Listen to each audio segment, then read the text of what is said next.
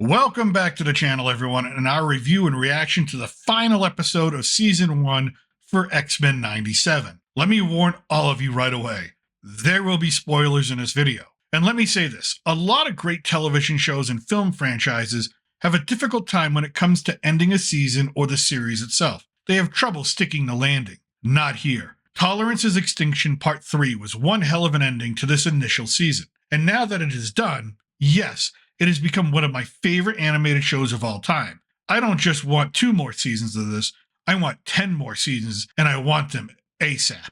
Hopefully we do not have to wait an entire year for Season 2, and from what I hear and read, the show is renewed through a 4th season. So how good was this 10th episode? Probably the best X-Men 97 episode of the entire series. And usually I go through the episodes sequentially, but this time, let's start out with the list of cameos. In this episode, we got the Hellfire Club with Emma Frost, Iron Man, Captain America, Daredevil, Cloak and Dagger, Bishop, Peter Parker and MJ with Flash Thompson in the background, the Black Panther, Silver Samurai, Doctor Strange, Omega Red, Darkstar and Crimson Dynamo, Psylocke, Aurora, Northstar, Scarlet Witch, Polaris, Quicksilver, and Reed Richards. And I'm probably missing 1 or 2 because, damn, there is so much going on in the background of this show. And what's great is that a lot of the cameos like Strange, Daredevil, and Iron Man, they look like they did in the actual 90s animated show when they crossed over with each other. And there were a lot of theories about how this season would end. I put my money on X-Men vs. Avengers. A lot of others put it on the arrival of Onslaught, and they came real close to that storyline in this final episode, almost teasing a majority of the fan base. Some thought Dark Phoenix, and we did get a little bit of the Phoenix, but not the Dark version. What we got is Bo DeMeo basically saying to the rest of the poker table,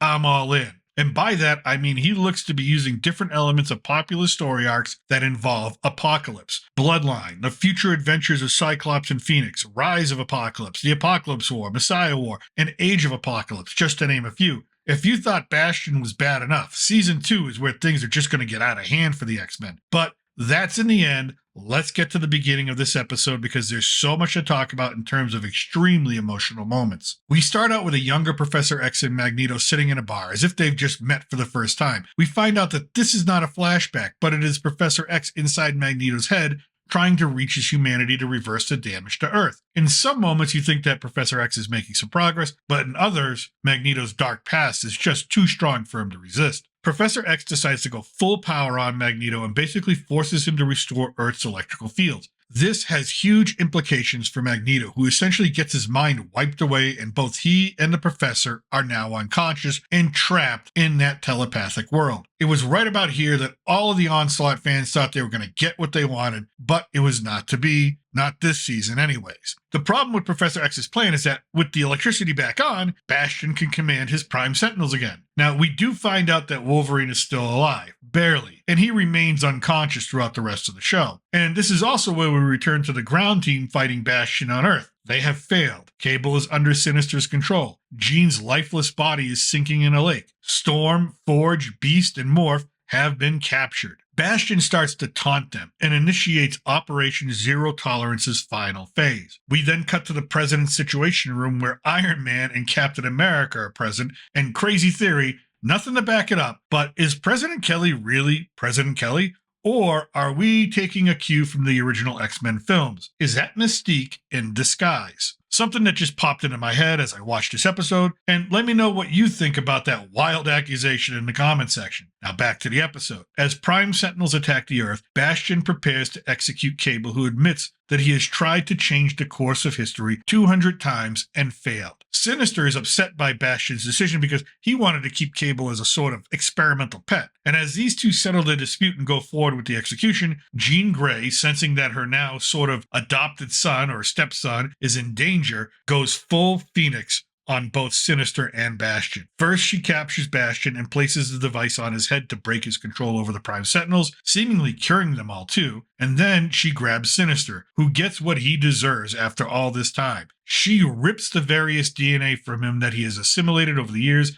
that have given him his power and his youth. He is reduced to a shriveled up old man that Morph can't resist mocking. So Sinister is done for the season. One boss down, one to go. Jean reverts back to her human form at this point, and Bastion uses this time to strike. He is still powerful. He still has abilities. He rips the cybernetic arm off of Cable and beats him with it. And by holding Cable's arm, he's able to absorb the technovirus that Sinister placed in Cable as a baby. And this turns Bastion into his final boss form, something the other X-Men call the future later on in the episode. With all of his plans finished, Bastion resorts to global extinction. He's determined to crash Asteroid M into the Earth and wipe out all of humanity. The team of Rogue, Cyclops, Jubilee, Nightcrawler, and Sunspot stand in his way. Rogue is the first to strike, and here we get our first hint at Apocalypse, as Rogue and Bastion battle it out on the moon and crash into an old base that belonged to Apocalypse. The team is no match for Bastion physically, until the ground team of Beast, Storm, Morph, and Jean arrive inside of a Sentinel like a Trojan horse. Beast uses a Sentinel to hold Bastion down as Cyclops and Jean explain how it was Bastion's mother that lied to him, not the Professor. They're trying to appeal to his emotional side, and it seems to work at first. That is until the President enacts the Magneto Protocol and launches missiles at Asteroid M, causing a catastrophic energy surge and implosion. Bastion, in an effort to reach out to the X-Men for rescue, is sucked into that energy blast, and well, that's the last we see of him. The rest of Asteroid M is now in free fall towards the Earth, the President's plan failing to eliminate the entire structure and seemingly dooming the entire globe. During the battle with Bastion, Jubilee was thrown into Earth's atmosphere where she is rescued by Sunspot. They both return to Earth where Forge and Cable have remained. Our remaining X-Men on the asteroid resolve to sacrifice themselves to stop this asteroid from colliding with the globe. We cut back to Magneto and Professor X inside Magneto's mind, where Charles is able to guide Magneto back and show him the people he does care about, represented as figures on a boat in a stormy ocean. Through the revelation that he is Magneto, he awakens to pull the asteroid back into orbit where the magnetic charge from his power causes a massive explosion. The Earth is saved, but the fate of the X-Men on board is unknown as the world comes to grip with what happened, what could have happened, and the Earth mourns for those who sacrificed themselves. We cut to Forge, who is in Beast's lab surveying pictures of all the mutants he knows to be X-Men affiliates. Some are marked presumed dead, missing in action, off-world, and some are not marked at all, such as Shadowcat and Havoc. It is clear he is trying to hold the X-Men together as a force for good. This is when Bishop arrives, who we've not seen since episode 3 when he left with baby Nathan. He tells Forge that it is not where the X-Men are, but when the X-Men are. And of course, we get some answers before the season actually ends. Rogue, Nightcrawler, Professor X, Magneto, and Beast materialize in ancient Egypt. 3000 BC to be exact. They save a man being attacked by what looks like guardsmen of the Pharaoh. It is revealed that he is a younger version of Apocalypse before he is enhanced, and he states that his name is En-Sabah-Nur. All of the X-Men look at each other because they know exactly what this means, and then they are shown the giant dome and fortress that has become synonymous with Apocalypse in ancient Egypt. On the other hand, Scott and Jean have been sent to 3960 AD. There, they encounter Mother Ascani, or Rachel Summers, who introduces them to a young boy named Nathan, who is supposed to be a young Cable. The same Cable that was taken by Bishop as a baby in episode 3. And we get a post-credit scene in Genosha, in the series' present timeline. Apocalypse is sifting through the rubble and picks up a tattered playing card, the Queen of Hearts, and states that there has been so much death, with emphasis on the word death. These last few scenes are taken from a lot of different storylines involving Apocalypse in the comics, but the implications seem pretty clear, and a lot of the fan theories about Gambit coming back as a member of the Four Horsemen of Apocalypse seems correct. Gambit will become Death. Now, in these post-credit scenes, we did not see what happened to Storm, Wolverine, or Morph. Smart money is they are the other 3 members of the Horsemen. In the comics, it is Apocalypse that gives back Wolverine's adamantium skeletal frame, so it makes sense. It is possible that one of these characters does not accept Apocalypse's offer to join him, but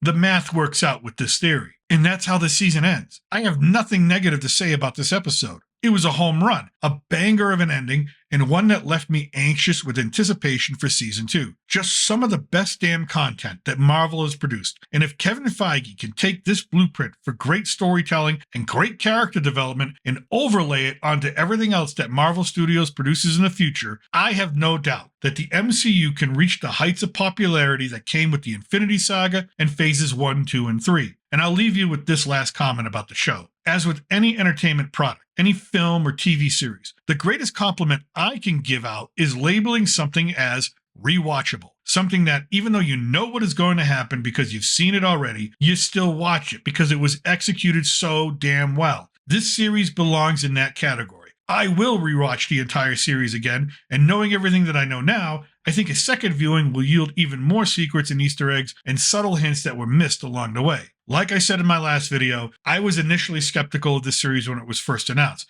I was proven wrong week after week, except for episode 4. That's my only quarrel. And it didn't even have any bearing on the overall series, so no harm, no foul. And I'm happy to have been proven wrong. And finally, to everyone who has checked in week after week with me for these reviews and reactions, thank you very much.